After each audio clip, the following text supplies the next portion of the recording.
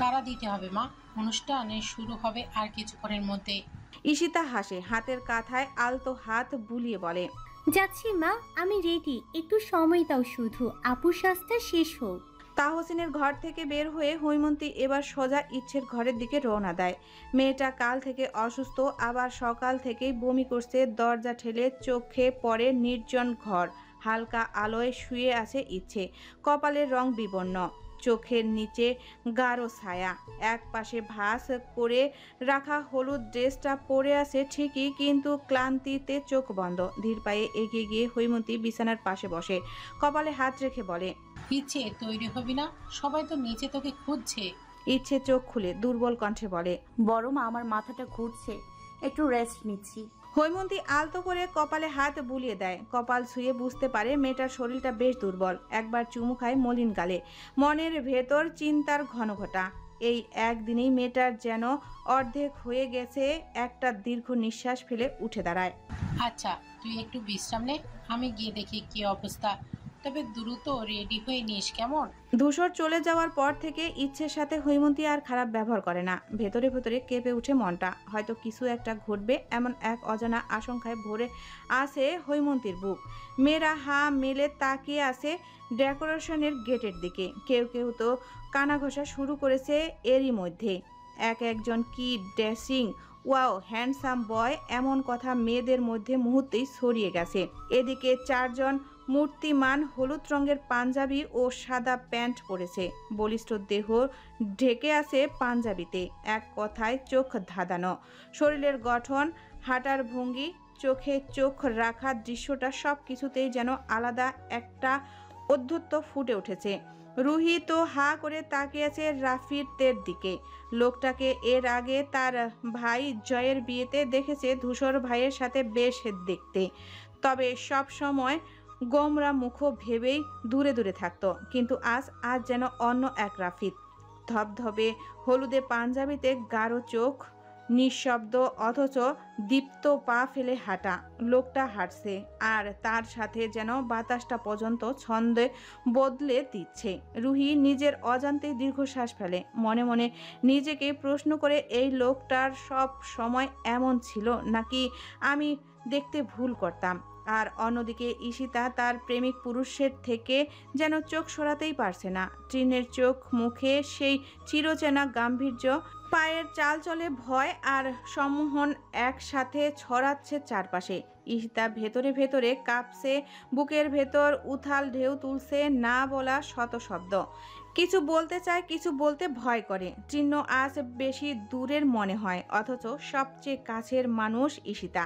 ঠিক তখনই চিহ্ন চোখ মেরে বসে ঈশিতাকে। ঈশিতা ভ্যাবাচাকা খেয়ে তাকায় চিহ্নের দিকে, তারপর লজ্জায় মাথা নুয়ে ফেলে। মুখে একরাশ লাল রঙা রং এসে জমে, গাল জোড়া রঙিন হয়ে ওঠে, শরীরের ভার যেন বাড়ে। আঁচলের প্রান্তটা হাতের মুঠোয় জড়িয়ে আঙ্গুল গুটাতে শুরু করে। ঈশিতার ঠোঁট কাঁপে, কিছু বলতে গিয়ে থেমে যায়। আর চিহ্ন যেন জানতই এমন কিছু হবে। হালকা হেসে চোখ মেলে তাকায় ঈশিতার দিকে। মুখে তার সেই সহজ চাতুর্য, চোখে খেলা করে এক ধরনের অদৃশ্য আগ্রহ। চার মূর্তির এই প্রবেশ যেন অনুষ্ঠানের নতুন ঢেউ তোলে। চারিদিকের আলো ছায়া, সবার চাহনি, ব্যাকগ্রাউন্ডের বাজতে থাকা বিট, সব কিছু এক মুহূর্তের জন্য থেমে যায়। সবাই যেন শুধু তাকিয়ে আছে তাদের দিকে। চারটি চেয়ার ঘিরে চারজন বন্ধু, তোফ, রাদিফ, তিন্ন আর তূর্ণ গল্পে মশগুল। গলার টান টান, কাজে ক্লান্তি হলেও চেহারায় তৃপ্তির ছাপ। সময় মতো পাওয়া এই মুহূর্তগুলোতেই যেন ছেলেবেলার বন্ধুত্ব জেগে ওঠে। সামনে রাখা কোল্ড ড্রিঙ্কসের গ্লাস, ঝকঝকে আলোয় আলোকিত ডেকোরেশনের জায়গা, আর পেছনে চলতে থাকা কোনো হিন্দি বিয়ের গান। স্টেজে তাহসিনকে ঘিরে মেয়ে ছেলেরা ফুটোফুটি করতে ব্যস্ত। সব মিলিয়ে যেন মুহূর্তটা জমে উঠেছে। অন্যদিকে একটু দূরে দাঁড়িয়ে ঈশিতা আর রুহি দুজনেই চোখ রাখে এক দৃষ্টিতে ট্রিনের দিকে। রুহি হঠাৎ কানের কাছে ফিসফিস করে বলে, রাদীপ ভাইয়াকে আজকে বেশি হ্যান্ডসাম লাগছে না বদিশু? ঈশিতা এক দৃষ্টিতে তাকায় ওর দিকে, মুখে ভাঁজ, কপালে গিয়ে জমে, চোখে মিশে রুক্ষতা। মেয়ের তো গতিবিধি ভালো না, রাদীপ ভাইয়ার সম্পর্কে কিছু জানিস তুই? রুহি অবাক হয়ে জিজ্ঞেস করে, মানে কি হয়েছে ওনার? ঈশিতা এবার গলা নামিয়ে চোখ গোল করে বলে, সে কে যদি জানিস তুই, রুহি কাঁপাকাঁপি শুরু করবে নির্ঘাত। শুধু সে না, বাকিগুলো একই আমার জানা মতে। এরা হাই সোসাইটি থেকে বিলং করা মানুষ, সাথে কর্মস্থল উচ্চ পদস্থ ইউনিটের। মানুষটা বাইরে থেকে যতটা ঠান্ডা, ভেতরে ততটাই অন্ধকার। কারোর প্রেমে পড়ে গেলে সে মানুষকে ধ্বংস করে হলেও নিজের করে পেতে চাইবে। রুহি ঠোঁট চেপে ধরে, গলা শুকিয়ে আসে। আচ্ছা তাই নাকি? উনি তো বেশ চুপচাপ, ভাবতেই পারছি না। ঈশিতা হালকা হেসে মাথা নাড়ে। এই চুপচাপ চেহারাগুলোই সবচেয়ে বেশি ভয়ানক হয়। এই কথার মাঝেই দুজনাই থেমে যায়। সাউন্ড সিস্টেমে গান চলতে থাকে পেছনে, আর সামনে থেকে এগিয়ে আসে হলুদ রঙে কাজ করা লেহেঙ্গা পরা এক মেয়ে। মেয়েটার বুকের মধ্যে জড়ানো তুলতুলে খরগোশটা যেন আরো কোমল করে তুলেছে পুরো দৃশ্যটা। মাথার কপালে ছোট্ট টিপ, চোখে কাজল, ঠোঁটে হালকা গ্লোস, মায়াবী চোখে তাকিয়ে থাকা সেই মুখটা যেন মুহূর্তেই থামিয়ে দেয় সময়। ঈশিতার মুখ দিয়ে অস্পষ্ট স্বরে বেরিয়ে আসে, মাশাল্লাহ। রুহি নিঃশ্বাস আটকে বলে, বারবি ডলের মতো লাগছে ওকে। ও হেঁটে আসে আর যেন চারিপাশ থেমে গেছে। ঈশিতা চোখ নামিয়ে বলে, মেয়ে হয়ে নিজেকে মনে হচ্ছে ফিকে, ইচ্ছেকে তো সত্যি অসাধারণ দেখাচ্ছে আজ।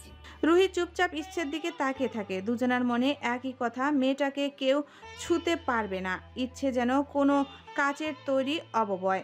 আলতো করে তাকাতেও ভয় লাগে ভেঙে যাবে বলে। ঈশিতা নিচু গলায় ফিসফিস করে বলে, জানিস, ধূসর ভাই আজকে থাকলে চোখ সরাতো না। কোনো শত্রু যদি তোর দিকে তাকাতো, আমার বিশ্বাস ধূসর ভাই চোখ উপড়ে ফেলতো। রুহি ফিসফিস করে উত্তর দেয়, তাই তো ভয় হয়, এমন ভালোবাসা যেন ভয়ঙ্কর হয়ে না দাঁড়ায় একদিন। তালুকদার বাড়ির পেছনের অন্ধকার অংশে দুই মানবী দাঁড়িয়ে। চারপাশে নিস্তব্ধ, শুধু সামনের লন থেকে ভেসে আসছে গানের আওয়াজ, তাও খুব ধীরে, যেন অনেক দূর কোথাও গান বাজছে। পেছনে ঝিলের উপর পড়া বাড়ির মিটমিটি আলো পানির সঙ্গে মিশে গিয়ে এক অদ্ভুত রহস্যময় পরিবেশ তৈরি করেছে। সেই আলোয় ঈশিতার মুখে ছায়া টের পাওয়া যাচ্ছে, এবং তার ছায়ার গায়ে জড়িয়ে থাকা পুরুষটিও। তৃণ্যের হাত ঈশিতার কোমর জাপটে ধরে রেখেছে। তৃণ্যের নিঃশ্বাস ধীরে ধীরে ঈশিতার ঘাড়ে ছুঁয়ে যাচ্ছে। গা ঘেঁষে দাঁড়ানোর অবস্থায় দুজনার নিঃশ্বাস যেন একসাথে কাঁপছে। ঈশিতা ছটফট করছে, শরীর বাঁকিয়ে তৃণ্যের আঁকড়ে ধরা হাত থেকে নিজেকে ছাড়ানোর চেষ্টা করছে। তৃণ, প্লিজ ছাড়ুন আমাকে। ঈশিতা ফিস ফিস করে বলে, গলায় স্পষ্ট আতঙ্কের ছাপ। তৃণ নিজের মুখ একদম ঈশিতার কাছে এনে চোখে ঘোর লাগা দৃষ্টিতে বলে, তুমি ভয় পাচ্ছ? কণ্ঠে এক ধরনের শীতলতা, যেন মৃদু উত্তাপের আড়ালে হিম শীতল ইঙ্গিত লুকিয়ে আছে। তুমি জানো, ভয়টাই আসলে সবচেয়ে সুন্দর নেশা। ভয় পেলে মেয়েরা সত্যি কথা বলে। ঈশিতা কাঁপতে থাকে, ঠোঁট শুকিয়ে আসে তার। হাত বাড়িয়ে তৃণের বুক ঠেলে সরাতে গিয়ে বলে, আপনি এটা ঠিক করছেন না। এতগুলো লোক এখানে, আপনি পাগল হয়ে গেছেন। তৃণ হাসে, সেই হাসি ঠোঁট পর্যন্ত আসে। পাগল? হ্যাঁ, তোকে যখন ওই মাহাদি নামক পোকাটার পাশে দেখলাম তখনই পাগল হয়ে গেছি। এত হেসে হেসে কথা বলার কি ছিল? তৃণের আঙ্গুল ঈশিতার চিবুকের নিচে এসে থামে। আলতো করে মাথা তুলে ঈশিতার, তুই জানিস না আমার কেমন লাগে যখন তোর মুখে অন্য কারো নাম শুনি। তুই জানিস না কারো চোখে যদি তোকে দেখি আমি কেমন হতে পারি। ঈশিতা থেমে যায়, শরীর জমে যায় তৃণের কথায়। শুধু নিঃশ্বাস বাড়তে থাকে, চোখ বড় হয়ে তাকিয়ে থাকে তৃণের দিকে। এদিকে তৃণ ঈশিতার মুখটা নিজের হাতের মুঠোয় ধরে উঁচু করে, নিজের কপাল এগিয়ে গিয়ে ঠেকিয়ে দেয় ঈশিতার কপালে।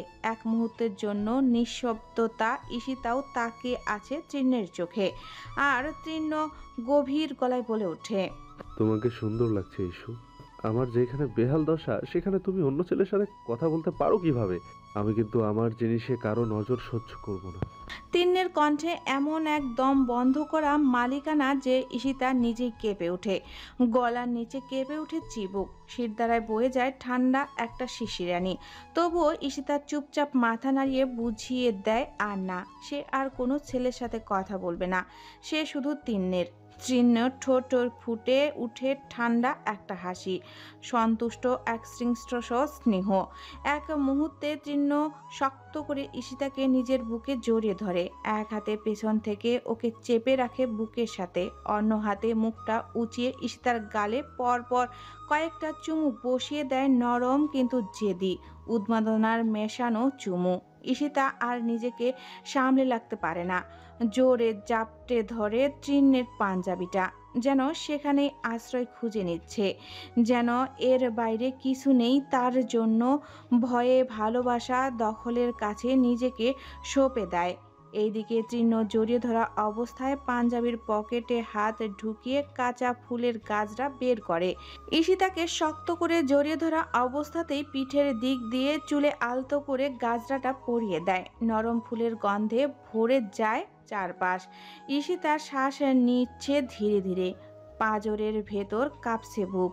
তৃণের ছোঁয়ায় নিজেকে হারিয়ে ফেলছে আস্তে আস্তে, কিন্তু স্বেচ্ছায় তৃণের এমন ছোট ছোট পাগলামির জন্যই ঈশিতা তৃণকে ভালোবাসে, বারবার প্রেমে পড়ে। তৃণ ঈশিতার গাল ঘেঁষে ফিসফিস করে বলে, ভুলেও কারো দিকে তাকাবি না। প্রয়োজনে তোকে চুমু খাবো সময়ে অসময়ে, যাতে পুরো দুনিয়া ভুলে গিয়ে শুধু তৃণ নামটা মনে রাখবি। তৃণের এমন বাচ্চামো কথায় ঈশিতার চোখ বন্ধ করে মাথা রাখে তৃণের বুকে, বুকে মাথা রেখে ধীরে শুধাই, ভালোবাসি আপনাকে তৃণমূল। তৃণ আর ঈশিতা এরই মধ্যে কান্নার আওয়াজ শুনতে পায়। দুজনেই থমকে দাঁড়ায়, একে অপরের দিকে তাকিয়ে কৌতূহলে একসাথে বাড়ির পেছন থেকে তালুকদার বাড়ির দিকে এগিয়ে যায়। ঈশিতার মুখে উদ্বেগ রেখা, তৃণের গলা শুকিয়ে আসে কিছু একটা ভয়ঙ্কর আন্দাজ করে। অন্যদিকে ডেকোরেশনের জায়গায় ঠিক হলুদ সন্ধ্যার স্টেজের সামনে সব আলো শোভা আর রঙিন শব্দ থেকে একটু দূরে এক কোণে রোকসানার কোলের উপর নিস্তেজ অবস্থায় পড়ে আছে ইচ্ছে।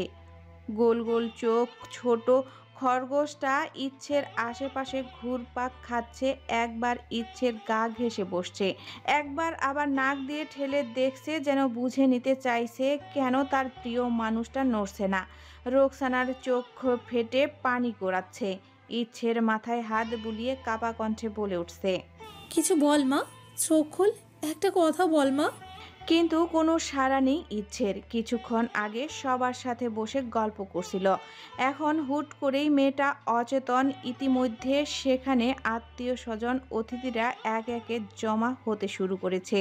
ইয়ানের তালুকদার, রফিক তালুকদার, রাফিদ, তো সবাই এক জায়গায় ভিড় জমিয়েছে। সবার মুখে আতঙ্ক, চাওয়া পাওয়ার বাইরে এক অজানা ভয়। তাহসিন বিয়ের হলুদ সাজে ভারী প্রকাশ পড়ে ভিড় ঠেলে সামনে আসে, চোখ সরাসরি পড়ে বাবার দিকে। ইয়ানের তালুকদারের মুখ থমথমে, কিন্তু চোখে স্পষ্ট দুর্ভাবনা। বাবা, তাহসিন বলে উঠে, গলা স্বর দৃঢ়, এইভাবে রাখা যাবে না, দ্রুত ইচ্ছেকে ঘরে নেওয়ার ব্যবস্থা করো, সুস্থ জায়গায়, হাওয়া বাতাস নেই এখানে। ইয়ানের তালুকদার তাকিয়ে থাকে মেয়ের মুখের দিকে, যেন এক মুহূর্তের জন্য স্তব্ধ হয়ে গেছে, তারপর মাথা নেড়ে উঠে দাঁড়ায়। এদিকে তৃণ সামনে এগিয়ে আসে, আর এক মুহূর্ত দেরি না করে হাঁটু মুড়ে বসে পড়ে ইচ্ছের পাশে। এক ঝটকায় ইচ্ছেকে সাবধানে কোলে তুলে নেয়, রোকসানার কোল থেকে ইচ্ছেকে আলতো করে সরিয়ে নেয়, যেন কোনো ভাঙা কাজের জিনিস ছুঁচছে। তৃণ কোনো কথা না বলে মুখ নিচু করে দু হাতে ইচ্ছেকে শক্ত করে জড়িয়ে তালুকদার বাড়ির দিকে হাঁটা দেয়।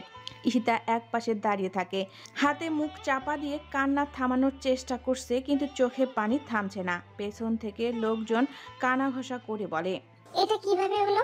একটু আগেও তো হাসছিল, কথা বলছিল, কে জানে? অন্য কেউ ফিসফিস করে জবাব দেয়, কে জানে, কিছু একটা ঘটছে নিশ্চয়ই। তাহসিন আবার বলে ওঠে, রাদিফ ভাই, তোফ ভাই, একটু সাহায্য করুন, ঘরে ওর জন্য বিছানায় ব্যবস্থা করতে হবে। রাদিফ কাঁধ নাড়ে, তারপর এগিয়ে গিয়ে তোফকে বলে, ঘর খালি করে দি, জানালাগুলো খুলে দি, হাওয়া লাগুক ওর গায়ে। চিহ্ন তখনও হাঁটছে ইচ্ছেকে জড়িয়ে, চোখ মুখে দৃঢ়তা, কিন্তু গলায় নিচে চাপা এক উত্তাপ যেন দাউ দাউ করে জ্বলছে। ইচ্ছের সঙ্গে কি ঘটছে? ধূসরের ভাবনা মাথায় এলেই যেন গলা শুকিয়ে আসে। ওদের উপর ভরসা করে রেখে গেছে, অথচ মেয়েটা ভালো নেই, সব দিক থেকে যেন বিপদ জেঁকে বসেছে। চিহ্নর পেছনে ছোট খরগোশটা হঠাৎ দৌড়ে আসছে, তালুকদার বাড়ির দিকেই ছোটে। চিহ্নের পায়ের কাছে ঘেঁষে একটানা ঘুরতে থাকে। রোকসানা কিছুটা স্থির হয়ে সেই দৃশ্য দেখে নিজের বুকের পাঁজরে হাত চেপে বসে। রফিক তালুকদার তখন ইয়ানেতকে জিজ্ঞাসা করেন। ইয়ানেত তালুকদার মাথা নেড়ে বলেন। ঈশিতা তখন রোকসানার পাশে এসে বসে পড়ে, হাত ধরে রাখে চুপচাপ। কান্নার শব্দ, নিঃশব্দ প্রার্থনা আর শঙ্কায় মরা মুহূর্ত সব মিলিয়ে সময় যেন থেমে গেছে। রফিক তালুকদার থম মেরে বসে আছে, যেন সমস্ত শরীরটা পাথর হয়ে গেছে। তার পাশেই ইয়ানেত তালুকদার, চোখ দুটো বিস্ফোরিত হয়ে আছে, মুখে কোনো ভাষা নেই। দু ভাই যেন অবাকের চূড়ান্ত পর্যায়ে পৌঁছে গেছে। কোনো শব্দ নেই, নিঃশ্বাস পর্যন্ত ঠান্ডা হয়ে আছে ঘরের ভেতর। অথচ সেই স্তব্ধতার মাঝেও এক কোণে দাঁড়িয়ে মুখে হঠাৎ অদ্ভুত হাসি নিয়ে একা একা মেতে আছে হৈমন্তী। হাসছে সে, হেসেই চলছে, যেন এই সেই একমাত্র বুঝেছে কি ঘটেছে। বাকিরা কেবল ছায়া। ঘড়িতে রাত ঠিক 12টা। বাড়ির পেছনের অংশে তাহসিন গায়ে হলুদের সব আয়োজন গুটিয়ে নেওয়া হয়েছে। চারপাশে অনুষ্ঠান শেষে হালকা গুঞ্জন চলছে, কেউ বিদায় নিচ্ছে, কেউ আলতো গলায় কথা বলছে। অথচ এই পুরো অপেক্ষাপটের এক পাশে ইচ্ছের ঘরের দরজার কাছে দাঁড়িয়ে আছে গার্ডদের মতো 4 জন পুরুষ, তৃণ্য রাফিদ তোপ। 4 জনের চোখে মুখে এক ধরনের খুশির ঝলক থাকলেও ভেতরে ভেতরে একটা অজানা সংকোচ আর দুশ্চিন্তার ছায়া যেন ঘনীভূত হচ্ছে। চুপ করে থেকে শুধু একবার চোখাচোখি করছে। তৃণ্য একটু ঝুঁকে নিচু গলায় বলে, এমনটা তো হবার কথা ছিল না। তূর্ণ ঠোঁট চেপে ধরে, কিছু বলার চেষ্টা করেও থেমে যায়। রাফিদ পেছনের দিকে তাকিয়ে নেয়, যেন কারোর নজর পড়ছে কিনা যাচাই করছে। তো ধীরে ধীরে বলে, তবে যা হয়েছে ভালোর জন্য হয়েছে, এবার অন্তত ফিরে আসুক। ঘরের ভেতরে ইচ্ছে, পাশে বসে আছে তাহসিন আর রোকসানা। ইচ্ছে চোখ বন্ধ, শরীর নিস্তেজ, এখনো জ্ঞান ফেরেনি। নিঃশব্দ মুখের দিকে তাকিয়ে থাকলেও মনে হচ্ছে হাজারটা কথা জমে আছে সেখানে। আর পাশে বসে থাকা রোকসানা আঁচলে মুখ লুকিয়ে কাঁদছে। এতক্ষণে পুরো পরিস্থিতি তার মস্তিষ্কে আঘাত হেনে গেছে, নিজেকে আর সামলাতে পারছে না। রোকসানা ফুপিয়ে ফুপিয়ে কাঁদছে, 2 হাত একবার ইচ্ছের মাথায় বুলিয়ে দিচ্ছে, আবার আঁচলে মুখ গুজে কান্নায় চেপে রাখতে চাইছে। তার কাঁধ কাঁপছে, কান্না একদম গলার ভেতর থেকে বেরিয়ে আসছে। এই বাড়িতে একসাথে 2টা খুশির খবর এলো, কিন্তু এমন করে তৃণ্য এবার ধীরে বলে ওঠে, ধূসর কি আসবে? রাফিদ নিচু স্বরে উত্তর দেয়, ও এখন যে অবস্থায় আছে ঠিক বুঝতে পারছিস না তুই। তো একবার ঘরের দরজার দিকে তাকায়, তারপর আবার বন্ধুর মুখে চোখ রাখে। এতক্ষণ ঝিম মেরে বসেছিল ইয়ানেত তালুকদার, চোখে এক অদ্ভুত প্রশান্তি, ঠোঁটের কোণে আলতো হাসি। হঠাৎ করে নিজের ভেতরকার উচ্ছ্বাস যেন আর ধরে রাখতে না পেরে হেসে ওঠে, একটা শান্ত গভীর হাসি। পাশে বসা রফিক তালুকদার চমকে তাকায় বড় ভাইয়ের দিকে। ইয়ানেত মুখ ঘুরিয়ে রফিকের দিকে তাকিয়ে বলেন, রাপু, আমি দাদু হতে চলেছি। এক মুহূর্ত থেমে যেন নিজের বলাটা বিশ্বাসযোগ্য করে তোলার জন্য হাসি মুখে আবার বলেন, আরে মিষ্টি মুখ করাই চল, বাঁদরটা এতদিনে ভালো একটা কাজ করেছে, কি বলিস? আরে যাওয়ার আগে আমাদের উপহার দিয়ে গেছে। হ্যাঁ। রফিক সাহেবের মুখে বিস্ময়ের ছায়া, মুহূর্তেই তিনিও হেসে উঠে বলেন। 2 ভাই একে অপরকে জড়িয়ে ধরেন। এই পুরনো ঘর, পুরনো বারান্দা, পুরনো সম্পর্কগুলো যেন নতুন কোনো আলোর জ্বলে উঠে। ইয়ানেত হেসে বলেন, সানা, মিষ্টি নিয়ে আয়, সবাই নিচে চলো, আজকে আমাদের খুশির দিন। 2 ভাই সিঁড়ির দিকে এগিয়ে যেতে থাকে, পেছনে ফেলে যায় তাজ্জব হয়ে যাওয়া কয়েক জোড়া চোখ। আশেপাশে থাকা সবাই থমকে তাকিয়ে থাকে ওদের দিকে, যেন এই হঠাৎ ঘোষণা এমন কেউ আশা করেনি। রোকসানা চলে যায় মিষ্টি আনতে, আর বাকিরা কিছুক্ষণ চুপচাপ অবস্থানে দাঁড়িয়ে থাকে। এই সবের মধ্যে মুখ খুলে তুণ্য নিচু স্বরে তৃণ্যকে বলে, ধূসরকে খবরটা জানাতে হবে, ওর জানাটা জরুরি। তৃণ্য মাথা ঝাঁকিয়ে সম্মতি জানায়। হ্যাঁ, জানতে হবে। পকেট থেকে ফোন বের করে তৃণ্য ডিসপ্লে ধূসরের নাম দেখে দ্রুত SMS টাইপ করতে থাকে। Safia is pregnant, you are going to be a father, your unborn child is about to come into the world. Send বাটনে চাপ দিতেই ফোনটা এক মুহূর্তেই থেমে যায়। তারপরই স্ক্রিনে ভেসে ওঠে ফাইল টু সেন্ড। তৃণ্য আবার চেষ্টা করে, বারবার চেষ্টা করেও একটাও মেসেজ যাচ্ছে না। তৃণ্যের কপালে ভাঁজ পড়ে। চুপচাপ দাঁড়িয়ে থাকা রাফিতের পাশে এসে দাঁড়ায়, চোখ রাখে তৃণ্যের ফোনের স্ক্রিনে। কি হলো? তৃণ্য ভ্রু কুঁচকে বলে, মেসেজ যাচ্ছে না, ফোনটাও কানেক্ট হচ্ছে না, এমন তো কখনো হয় না। রাদীপ শান্ত গলায় বলে, হয়তো ব্যস্ত আছে ধূসর, পরে দেখবে, চিন্তা করিস না। তৃণ্য স্লান হাসে। হ্যাঁ, হয়তো। রাদীপ তুন্নর দিকে তাকে হালকা হাসে। নিচে যাই, এখন ইচ্ছে স্পেস নিক, সবাইকে তো সামলাতে হবে।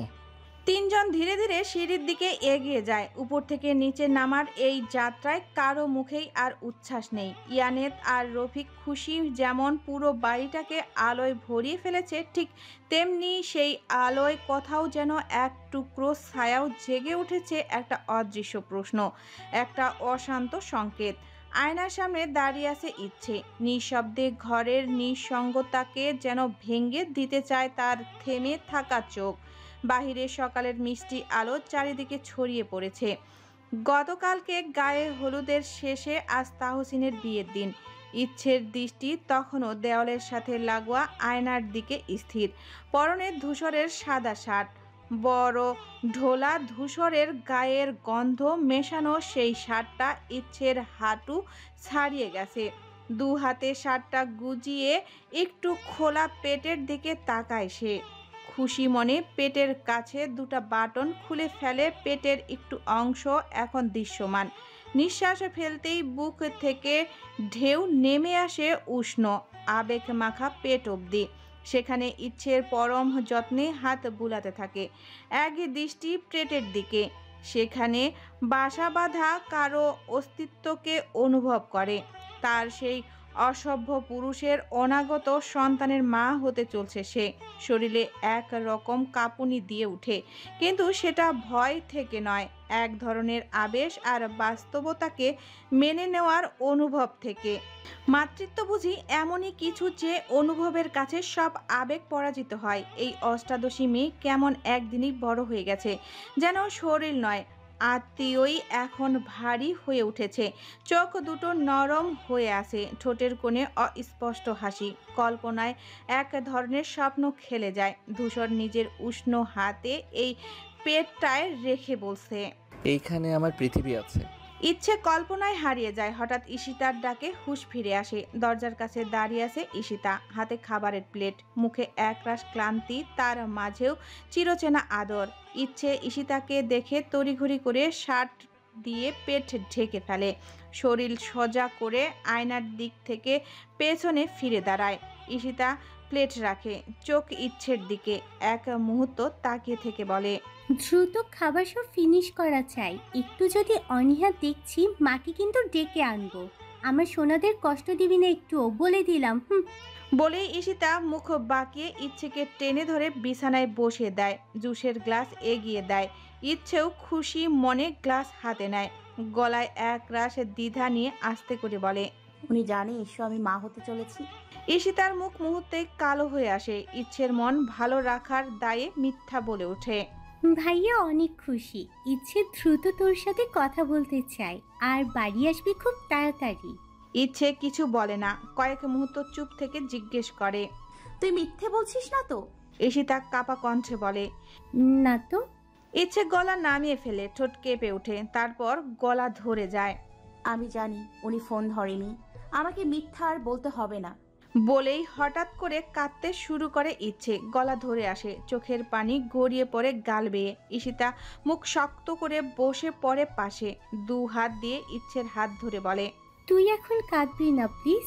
তোকে কাঁদতে দেখলে আমিও কাঁদবো। তুই জানিস না তুই কত শক্ত, তুই তুই একা না, আমরা সবাই আছি। ইচ্ছে শুধু কাঁদে, বুকে এক রাশ বোঝা, চোখে না বলা কত কথা। আর ঈশিতা ফুপিয়ে উঠে ইচ্ছেকে বুকের মধ্যে টেনে নেয়। এক বোন আরেক বোনকে শক্ত রাখে, যদিও তারা দুজনেই জানে এই মুহূর্তে তাদের অসহায়তাই সবচেয়ে বেশি সত্য। এইদিকে তাহসিন ধীর পায়ে ঘরে ঢুকে, হাতে মেডিসিন। ঢুকেই যা দেখে চোখ মুহূর্তেই রক্তিম হয়ে ওঠে। ইচ্ছে আর ঈশিতা একসাথে বসে, ইচ্ছে ঈশিতাকে জড়িয়ে ধরে কাঁদছে। দুজনার কান্নার সুর যেন একসাথে মিলিয়ে গেছে, নিঃশব্দ অস্থিরতায় ছড়িয়ে পড়েছে ঘরের কোনায় কোনায়। এই তোরা এভাবে কাঁদছিস কেন? কোনো জবাব আসে না। তাহসিন দম নিয়ে কড়া স্বরে বলে ওঠে, চুপ করো দুজনা, এখন কান্না করলে ওর শরীর আরো খারাপ হবে। তাহসিনের কণ্ঠে কঠোরতায় কাজ হয়। ঈশিতা মুখ নিচু করে চোখ মুছে ধীরে ধীরে উঠে দাঁড়ায়। ইচ্ছেও কাঁপতে থাকা ঠোঁট কামড়ে ধরে কেবল চোখ বন্ধ করে বসে থাকে। তাহসিন গম্ভীর চোখে ঈশিতার দিকে তাকিয়ে বলে, তুই এখন বাহিরে যা, ওর সাথে আমার দরকার আছে। ঈশিতা কিছু বলতে গিয়েও চুপ থেকে ঘর থেকে বেরিয়ে যায়। ঈশিতার পায়ের শব্দ মিলিয়ে গেলে তাহসিন ট্রেটা বিছানার পাশে রাখে। তারপর ইচ্ছের সামনে এসে নরম স্বরে বলে, খাবারটা শেষ করো, তারপর মেডিসিন নিতে হবে। ইচ্ছে কথা না বলে নিঃশব্দে হাত বাড়িয়ে দেয়। তাহসিন নিজের হাতে খাইয়ে দেয় এক একে চামচে করে। একটুকু বিরক্তি নেই চোখে মুখে, বরং এক অদ্ভুত স্থিরতা। সব খাবার শেষ করে তাহসিন গ্লাসে পানি এনে ইচ্ছের হাতে মেডিসিন ধরিয়ে দেয়। ইচ্ছে দেরি না করে সেটা খেয়ে নেয়, কিন্তু তবুও তাহসিন থেমে থাকে না। সেদিন পিলটা খাসনি কেন? ইচ্ছে চমকে যায়, চোখ বড় হয়ে যায় মুহূর্তেই। হাতের আঙ্গুলগুলো একসাথে মুঠো করে ফেললেও মুখে কোনো কথা আসে না। তাহসিন তাকিয়ে থাকে ইচ্ছের মুখের দিকে, বুঝতে পারে তার আন্দাজ কাজ করছে। সেদিন ইচ্ছে পিলটা খায়নি। ভাবছিলি বুঝতে পারবো না? তাহসিন চোখ মুখে গম্ভীরতা এনে কথা বললেও মনে মনে ভীষণ খুশি। এদিকে ইচ্ছে মুখ ঘুরিয়ে নেয়, চোখের কোণে গরম হয়ে আসে আবার। তাহসিন ধীরে উঠে দাঁড়ায়। ইচ্ছের অপ্রস্তুত হয়ে পড়ছে বুঝতে পেরে, তারপর আর কিছু বলে না, কেবল বলে, নিজের যত্ন নিস ইচ্ছে। কেন এই কাজটা করেছিস জানি না, তবে বাড়ির প্রত্যেকে তোদের স্বাভাবিক আচরণে খুশি। ইচ্ছে ধীরে মাথা নাড়ে। তাহসিন ঘর থেকে বেরিয়ে গেলে ইচ্ছে চোখ বন্ধ করে বুকের ভেতর জমে থাকা ভয় আর লজ্জা নিয়ে নিঃশব্দে শুয়ে পড়ে। বর এসেছে, বর এসেছে। দোতলায় ঘর জুড়ে হঠাৎই উচ্ছ্বাস ছড়িয়ে পড়ে। দরজা ঠেলে হাঁপাতে হাঁপাতে ঢুকে পড়ে ঈশিতা। কপালে বিন্দু বিন্দু ঘাম, কণ্ঠে চঞ্চলতা। হাঁটুতে ভর দিয়ে সোফায় বসে পড়ে। তারপর মুখ তুলে হাঁপাতে হাঁপাতে বলে, আপু বর এসেছে, নিচে সবাই যাচ্ছে। ইচ্ছে রুহি, তাড়াতাড়ি চল। ঘরের এক পাশে আয়নার সামনে বসে থাকা ঈশিতা লজ্জায় রাঙা হয়ে যায় মুহূর্তেই। কাচের আয়নাতেই নিজেকে একবার দেখে নেয়। গায়ের শাড়ির নকশার মতোই তার চোখ মুখেও যেন লামিমা ছড়িয়ে পড়ে। ঠোঁটের কোণে মৃদু হাসি, চোখে জল জ্বলে উচ্ছ্বাস। এতক্ষণ ধরে যেভাবে ধৈর্য ধরে আসতে বসেছিল, সেই সব সংযম যেন এক নিমিষেই ভেঙে যায়। পাশেই বসে ইচ্ছে, তাকেও সাজিয়ে দেওয়া হয়েছে সযত্নে। লাল আর সোনালি জরির কাজ করা শাড়িতে ইচ্ছের গায়ের রং যেন আরও বেশি ঝলমলে লাগছে। সিথি করে খোলা লম্বা চুলগুলো পিঠ জুড়ে ঢলে পড়েছে, আর চুলের মাঝে গুজে দেওয়া তাজা লাল গোলাপ যেন পুরো দৃশ্যটাকে ছবির মতো করে তুলেছে। বর এসেছে শুনে ইচ্ছে থমকে যায় এক মুহূর্ত, তারপর নিজেই বুঝে ওঠে, হ্যাঁ এবার নামতে হবে। রুহি হাত বাড়িয়ে দেয়। ইচ্ছে রুহির হাত ধরে উঠে দাঁড়ায়। চোখে মুখে আনন্দ, কিন্তু কোথাও যেন এক টুকরো অজানা কাঁপুনি লুকিয়ে আছে। ইচ্ছে রুহির হাত ধরে ঘর থেকে বের হওয়ার প্রস্তুতি নিচ্ছিল। ঠিক তখনই হৈমন্তী ঢুকে পড়ে হাতে একখানা খাবারের প্লেট নিয়ে। দুজনকে দেখে একটু ভ্রু কুঁচকে তাকায়, তারপর না কিছু বলেই ইচ্ছের হাত ধরে টেনে নিয়ে গিয়ে তাহসিনের পাশে বসিয়ে দেয়। হৈমন্তী নিচু হয়ে তাহসিনের চোখে চোখ রেখে মৃদু স্বরে বলে, বিয়ের কাজ সম্পূর্ণ হতে অনেক দেরি হবে, এখন একটু খেয়ে নে। তাহসিন মায়ের কথায় মাথা নাড়িয়ে হা করে। হৈমন্তী নিজের হাতে ভাত মেখে প্রথম লোকমা তুলে দেয় মুখে। স্নেহে ভরা সেই দৃশ্য দেখে ইচ্ছে কিছু বলতে যাচ্ছিল, কিন্তু ঠিক তখনই হৈমন্তী পিছনে ফিরে তাকায়। কোনো ভূমিকা ছাড়াই পরের লোকমা ভাত তুলে দেয় ইচ্ছের মুখের সামনে। হা কর।